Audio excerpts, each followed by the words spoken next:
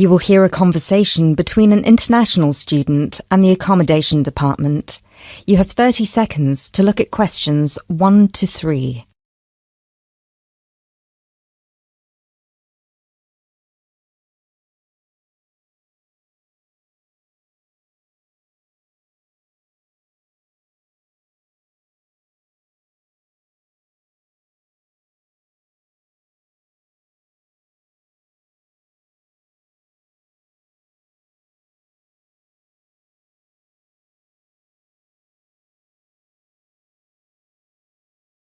Hello, accommodation department. How can I help you? Do you look after accommodation for international students? Yes, we look after accommodation for all the students. Good. I hope you can help me then. I've only just been accepted onto a postgraduate course, and I want to know if there is any accommodation available from this September. I know it's very short notice. Yes, it is rather late, but I'm sure we'll be able to find you something. First of all, can you give me your name and student number so that I can find you on the system? Sure. My name is Maria Teresa Gonzalez. Maria Teresa Gonzalez. How do you spell that? Gonzalez.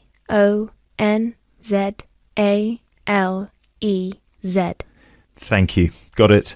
And your student number, please?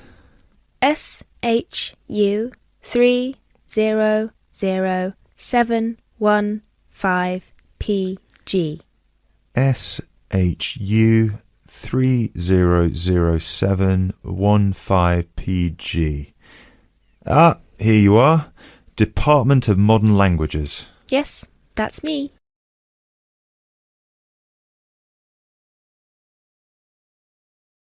You now have 30 seconds to look at questions 4 to 7.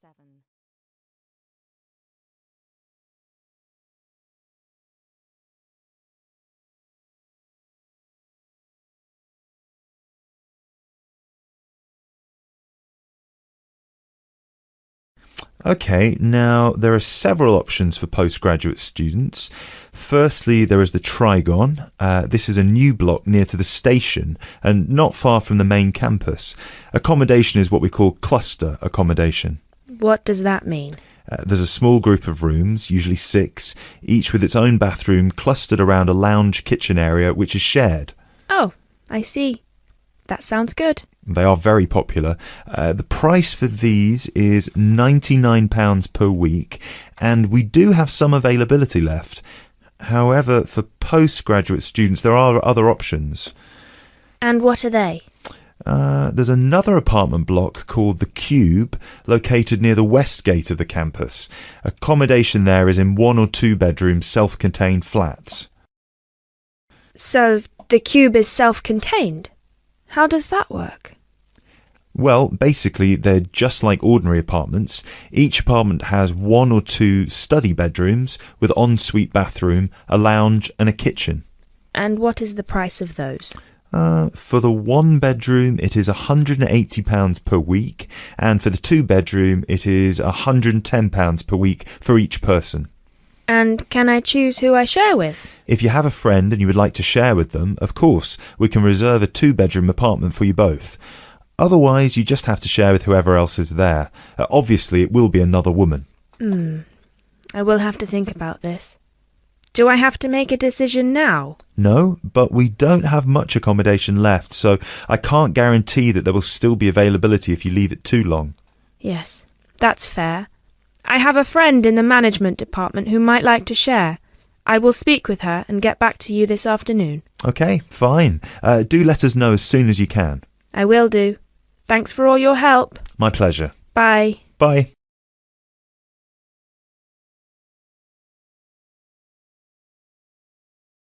That is the end of part 1. You now have half a minute to check your answers.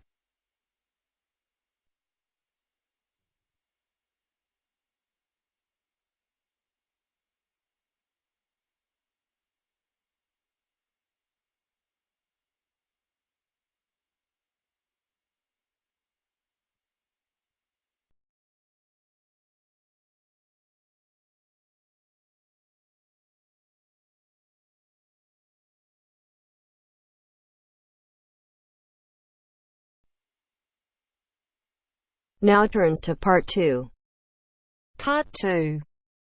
You will hear part of a radio programme in which the manager of the Apollo Leisure Centre is interviewed about the centre. First, you have some time to look at questions 11 to 16.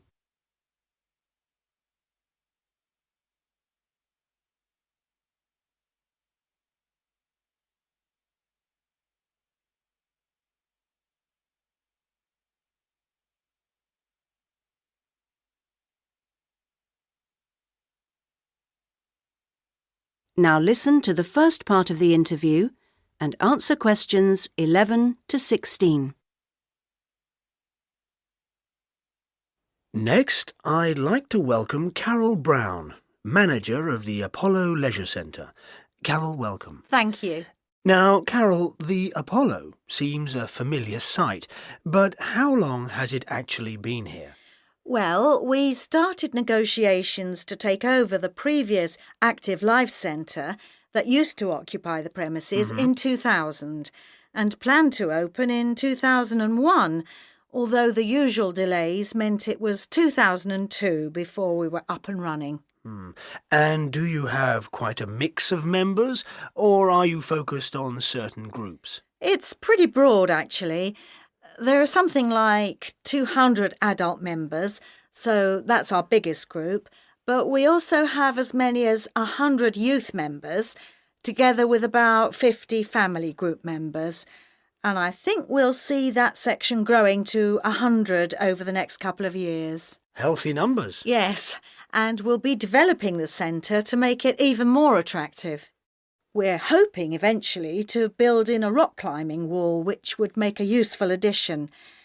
We've already opened our swimming pool, which is hugely popular, and we'll have a massage room open within 12 months. Now, I understand you have different categories of membership? Yes, to suit every pocket.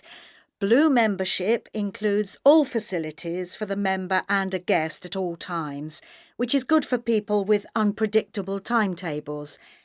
If you can make it during daytime hours, red membership gives you excellent returns for your fee. As for only half price, you can use all the facilities during the day, and they're actually less crowded then. Green membership is designed for people who are only able to come infrequently, and so, of course, costs less. And there are chances to socialise? Oh, certainly. Our cafe is very popular and is a nice place to wind down and chat after working out or whatever. In fact, while it used to shut at 8, we've extended that to 9 now, with last orders taken at 8:30. It serves a whole range of food and drink. So if someone wants to join, what do they do? Come and see us. We'll give you all the details. The induction process takes about an hour and a quarter, which includes 3/4 of an hour on average with a personal trainer, and something like half an hour being shown round the different facilities. So we'd be well looked after? Definitely. Now you have some time to look at questions 17 to 20.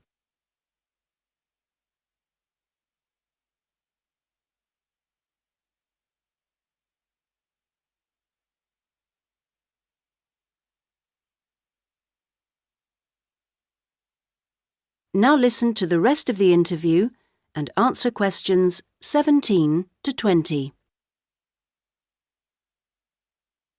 OK, now, Carol, can you give us some idea of what we could expect to get as members of Apollo? Sure. Well, let's take next Monday as an example. The early evening would begin with the programme of classes. Of course, members would also be at liberty to do their own thing. I'm just talking about the listed classes that we'll be offering. So let's say you're free to turn up at 4 p.m. You could spend an hour in a class that we call gentle exercise. This isn't a hard workout, as you might be imagining it, but a session designed for those who perhaps are not used to rigorous classes and would like something to ease them in. Right. The next thing on offer will be starting at 5, and again, it'll last for an hour. In contrast, this is what we simply call weightlifting. It's certainly not for softies, but this strenuous session is, of course, carefully monitored, and we wouldn't let anyone do anything silly. Oh, well, that's reassuring. And then, kicking off at 6:15, you'll be welcome at a class aimed at promoting better lifestyles, which we run under the banner of healthy living. We'll give you all sorts of useful advice about just living better. Oh, sounds easier than working out. And probably at least as important. And rounds the evening off nicely. Oh no, we still have one more offering. Oh. These days, so many people are working, frankly, more than they should be, and we try to combat the stress that creates by encouraging those who can to take part in the class we call relaxation. You can learn lots of helpful techniques for staying calm when you think everything's going terribly. Now you're talking. So we'll see you on Monday. Now.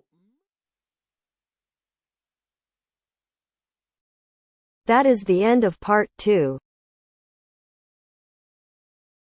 You now have half a minute to check your answers.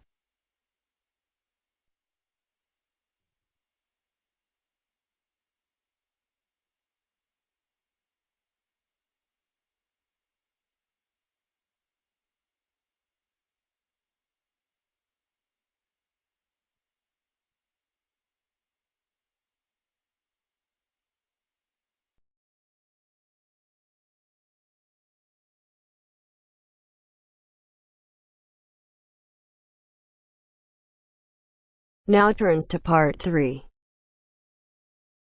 Part 3. You will hear a student, Alex, asking his tutor for advice about essay writing. You now have 30 seconds to read questions 21 to 27.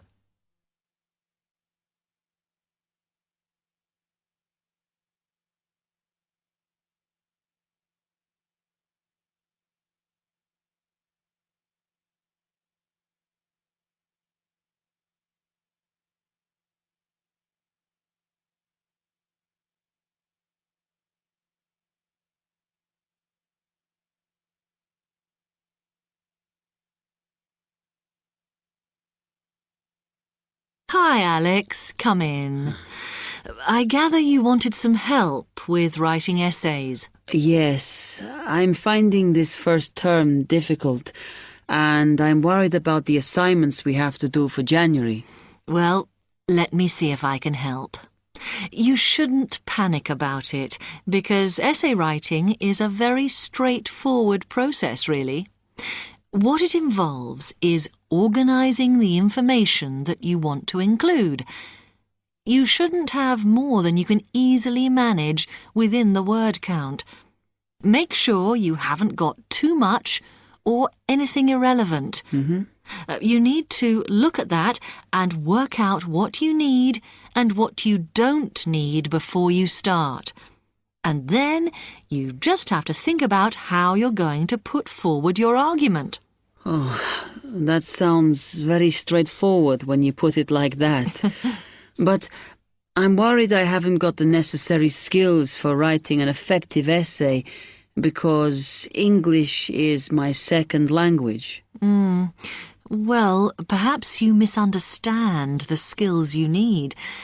You need to be able to analyse your data, and then I would say the skills of interpretation and expressing yourself are important.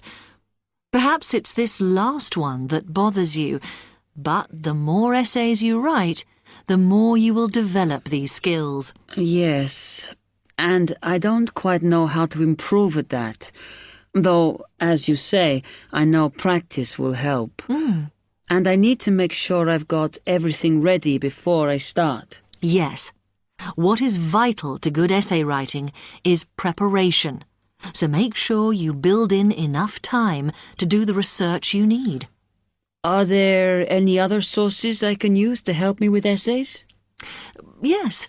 You should go to the library and look through the reference section, because there are books that focus on the style we use in academic writing, and those will help you a lot. The other thing that you should think about is what happens when you've actually written your essay. Too many students just complete their work and hand it in, whereas what you should be doing is making sure that you edit it as thoroughly as possible. Oh, yes, that's a good idea. Then I'd pick up any mistakes and also see if it reads logically. Exactly. The other thing is, again, what a lot of students do is get their essays back, look at the marks, then just file it away.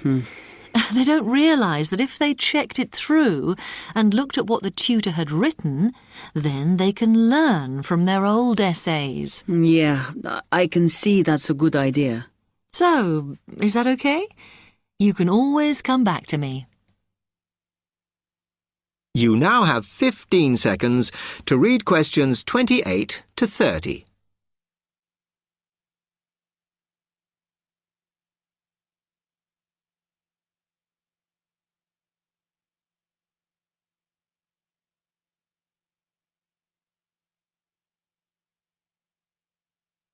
Actually, there were a couple of other things I wanted to ask you about essay writing. I had a few thoughts of my own about what I should do, such as really taking good notes when I'm reading, because that helps, doesn't it? I think it improves your knowledge rather than your actual writing. But one tip I can give you is to try and not read too much. Otherwise, you end up including irrelevant material in your essay. Remember to stay on task. Yes. Sometimes I have problems interpreting the questions correctly, or the whole question seems overwhelming to me. What I try to do is highlight the key parts and divide it into smaller chunks so I can manage it. Well, you might find it useful to break it down even further by making sure you understand all the words perfectly before you start. Things like assess or comment and such like. Yes, I see. Sometimes, after an objective analysis, the question actually asks you for a subjective opinion. But you must remember to support your arguments if that's the case. One final comment I can make is about using your own words. You must try to do this as far as possible. You're expected to summarise what you've read, not just string together a list of quotations. In fact, you shouldn't have too many. Just use them where it's really important. Okay, thanks. Do you read other students' essays when you've finished? No. Why? Is that a good idea? Well, you can confuse each other, so I'd advise against it. But it's up to you. Okay. Thanks very much for your time.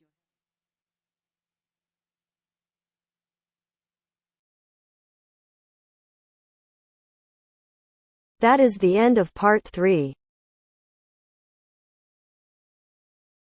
You now have half a minute to check your answers.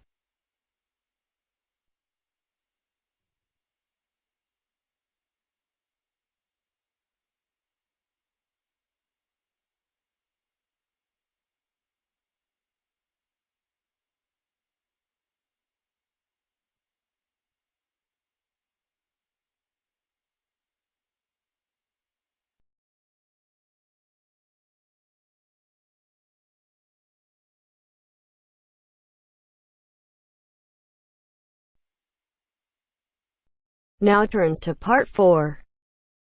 Part 4. You will hear a lecturer talking about the process of fossilization. First, you have some time to look at questions 31 to 40.